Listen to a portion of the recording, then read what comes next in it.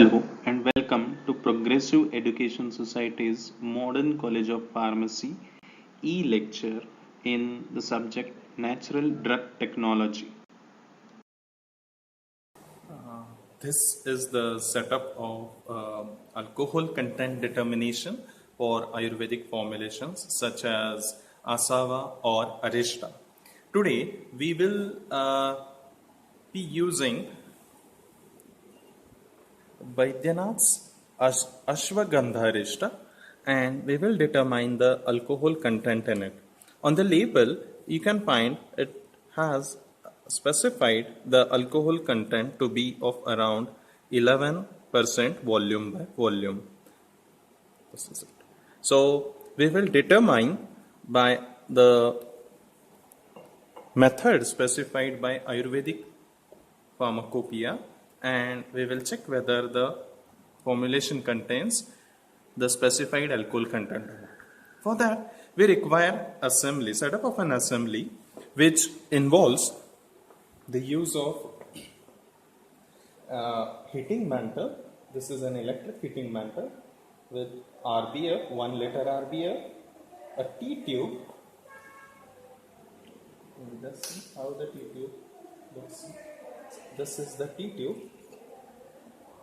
with a stopper over it. You can even place a thermometer. There is another kind of stopper with a thermometer inserted in it.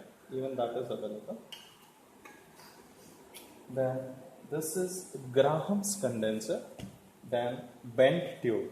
One end of the bent tube is connected to the Graham's condenser and the another is inserted into a flat bottom RBF. Now before the start of the assembly, one has to make sure that the heating mantle is in a working condition.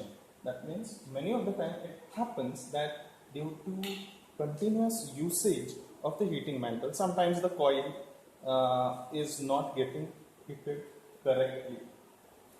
For that reason, one needs to check not only the light but also the temperature. Here, the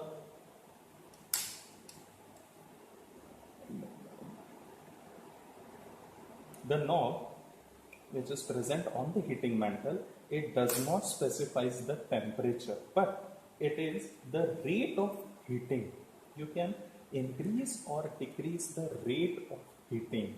That means you can boil the water even at when the knob is at 10. Because but the rate of boiling will be prolonged. It will take a longer time for a water to boil when the coil is at 10. But if you increase it to 70, 80, the rate or the speed of boiling will go on increasing.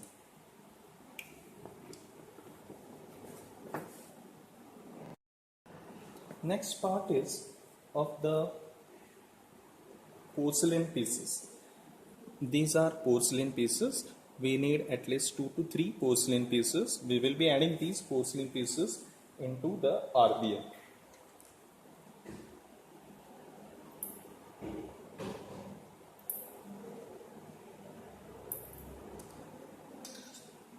Also, the connection of water for the Graham's condenser. Always the inlet of water in the condenser should be at the lower end. The condenser is slightly in a tilted fashion so that the condensed water molecule or whatever the condensers are, they should go in this direction. So the lower end should be of entry for cool water and the upper end should be the exit for the warm water. Now here we have not connected the pipes directly to the tap. Instead we have used a bucket so that we can conserve the water, plus we have added ice into the bucket so that the temperature of water that is being circulated is cool enough.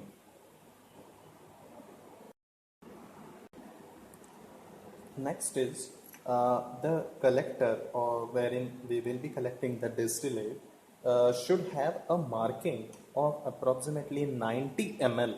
Until that, we will be heating the RBF. We will be heating the RBF and the contents in the RBF until we get the distillate of around 90 ml.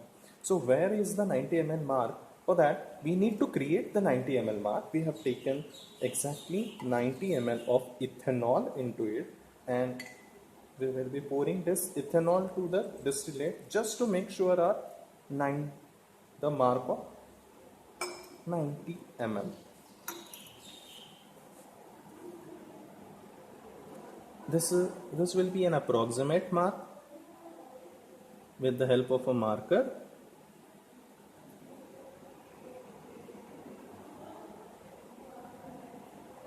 We have to collect minimum this much amount of the distillate. Now why this is because according to an American Analytical Association,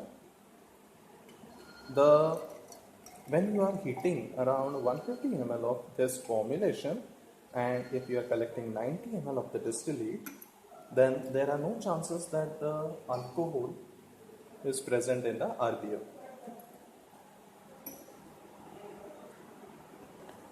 Now in the next step, we will be taking 100 ml of the formulation.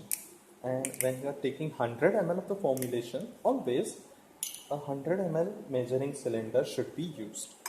Instead of using 250 ml or 1 liter measuring cylinder, always prefer 100 ml measuring cylinder to measure 100 ml of the formulation.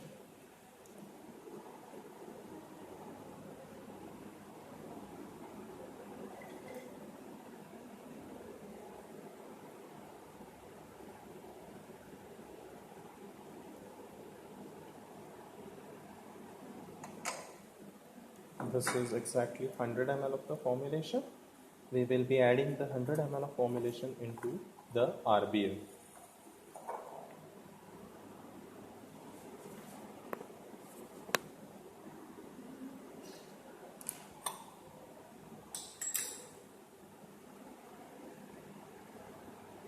Funnel.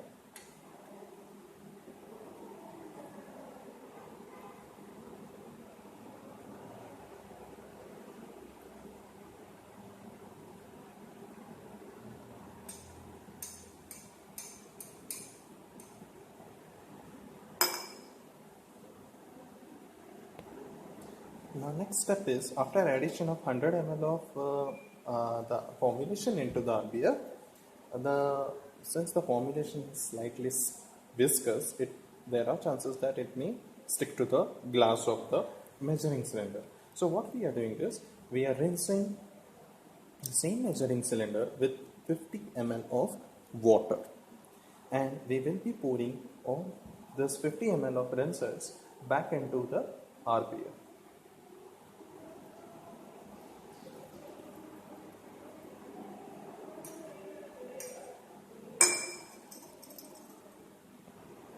The next step is to check the pH of the solution. This currently it is 150 ml. It has 100 ml formulation and 50 ml of water. We will check the pH of the formulation. The pH should be alkaline, slightly alkaline, because Asava has, yes, it is slightly alkaline in nature. So now this is the pH strip, and the pH is close enough, or it is more than 7. This is the acidic region, the neutral and the alkaline zone. So it is alkaline. If it is acidic in nature, in that case we need to add some amount of 0.1 normal KOH to neutralize it. Now we will start heating the contents of the RBF. You can see here the light has glowed and we have initially checked the heating matter. So we have added porcelain pieces, we have added 100 ml of formulation and 50 ml of water, rinsed water, and now we will heat it until we can get 90 ml of distillation, minimum 90 ml. You can exceed it to 100, 200, but 100 or 150, but there are chances that the contents of the still will get char, and that may give out certain fumes which are undesired. So here in the mark we have made for 90 ml, so we will collect the distillate up to that. And before starting the heating, we will put on the condenser as well. the heating. See, you can see water is getting filled from the lower end and it is maintaining a column of water throughout the condenser. If we would have added the water through this end, that is inlet, if we would have made this as inlet, in that case water would not have remained into the condenser. Instead, it would have gone directly. So now it is maintaining the cool circulation around the condenser. So this may take, currently we have maintained the knob at around 70 or 80. I will just again tell you, this is not the temperature, this is the rate of heating. 70-80 is sufficient. When the content starts boiling, then you can reduce it to 40, 50, 60. Okay. Initially, it should be around 70-80. Now we can see the contents of RBL are getting boiled, or they are at a boiling temperature, and also simultaneously here in the distillate we can see the alcohol trickling, the condensates getting collected into the distillate. I will try to zoom it out.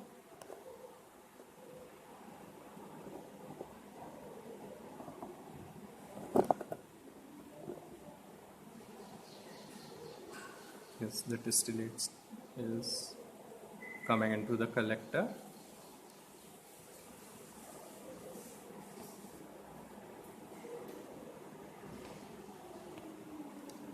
Now, since the distillate is roughly around 90 ml, so we will stop heating at this point and we will allow the distillate to cool down to room temperature.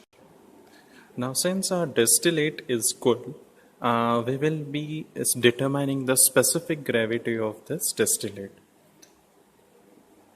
Cool means it is at a room temperature. So we will fill it in a specific gravity bottle which has been pre-weighed. The empty weight is recorded along with the lid. Now we have to fill it up to the brim and we will place the lid over it and we will weigh it to determine the specific gravity. Now we have recorded the weight of water as well as sample. Weight of water was found to be, after subtracting the weight of pycnometer, empty pycnometer from weight of water plus empty pycnometer, we have got the reading as 10.07 grams. And weight of sample, now again this is the weight of sample alone without or after subtracting the weight of pycnometer. So that is around 9.95 grams. Our job is to determine the specific gravity, and for specific gravity we will divide the weight of sample by weight of water. So in this case it will be 9.95 divided by 10.07. So I will just make the calculations for this. So after calculations, I have found the readings as 0.98808. So this is our specific gravity of the distillate. Now our reading of the 0.9808, we need to search it in the table given by Ayurvedic Pharmacopoeia, which lists the, I will just hold it close, lists the percentage volume by volume. Yes, this is percentage volume by volume of alcohol after determination of the specific gravity. If the specific gravity is 1, the percent alcohol content is 0.0. And in our case, the the specific gravity was 0.9808. So we have to search it in this table where it appears.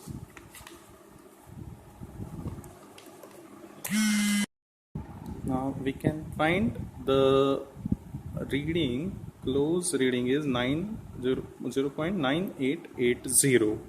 In our case it was 0.98808. So this is the reading, and in front of that the alcohol content mentioned is 8.71. So by our method we have determined the alcohol content to be of 8.71, and on the label we have seen initially that it was claimed to be not more than 11%. So in this case the formulation complies with the Ayurvedic pharmacopoeia.